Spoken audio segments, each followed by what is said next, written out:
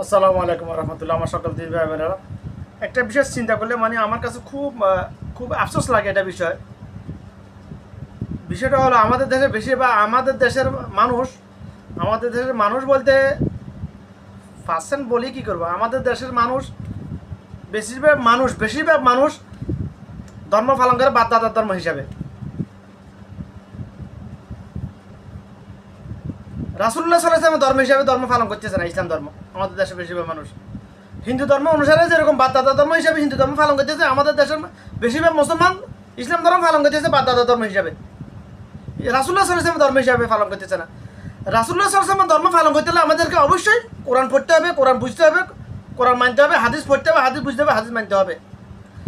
আমাদের দেশে কত পার্সেন্ট লোক কোরআন বুঝে, কোরআন মানে, কোরআন বুঝে, হাদিস বুঝে?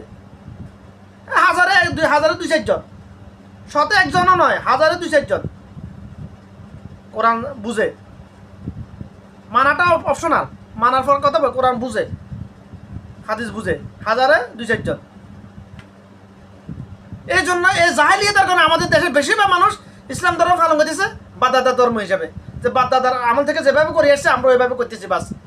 বাপদাদা আমাদেরকে যেভাবে দেখাইছে, যেভাবে শিখেছে, ওইভাবে আমরা করতেছি, ওইভাবে আমরা খাইতেছি, পড়তেছি,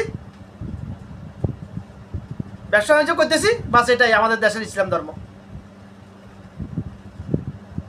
আমি যেহেতু বাঙালি, বাংলাদেশের কথা বলি, অন্য দেশের কথা, পুরো পৃথিবীর কথা বলার দরকার না আমার।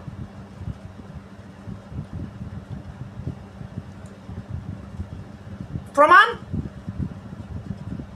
আমাদের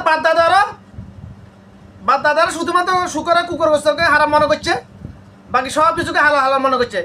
গিবত করছে, সবলখড়ি করছে, জানা করছে, ব্যবচার করছে, সুদ খাইছে, ঘুষ খাইছে, সিন্ডিকেট করছে, সাদাবাজি করছে, দুর্নীতি করছে, গিবত সকল করে সব কিছু করছে। বাবার সম্পদ মারি খাইছে, ভাই সম্পদ ভাইয়ে মারি খাইছে, দুনিয়ার লোভে ভাইকে মেরেছে, হত্যা করে ফেলেছে, বাপ সন্তানকে মেরে ফেলেছে, সন্তান বাপকে মেরে ফেলেছে, সন্তান মাকে মেরে ফেলেছে, মা সন্তানকে মেরে ফেলেছে। এগুলো আমাদের বাচ্চাদের আমল থেকে, হিজা আমল থেকে চলে এসেছে, শত বছর আগে থেকে চলে এসেছে এভাবে। আমরাও করতেছি এগুলাই। রাসূলুল্লাহ সাল্লাল্লাহু আলাইহি ওয়াসাল্লাম এগুলো করেছেন? একটা করেন না এগুলা। আমরা যদি রাসূলুল্লাহ সাল্লাল্লাহু আলাইহি ওয়াসাল্লামের ধর্ম অনুসরণ করতাম, তাহলে আমরা কিভাবে এগুলো করতেছি? আমরা মুসলমান, আজকে পুরো পৃথিবীর মুসলমান, শুধু বাংলাদেশ না, মুসলমান শুকরের গোস্ত খাই না শুধুমাত্র রুচি হয় না এই জন্য, হারাম নেই, আল্লাহ হারাম করেছে এই জন্য নয়, আল্লাহর কসম করে বলতেছি, গোটা পৃথিবীর মুসলমান বর্তমান যুগ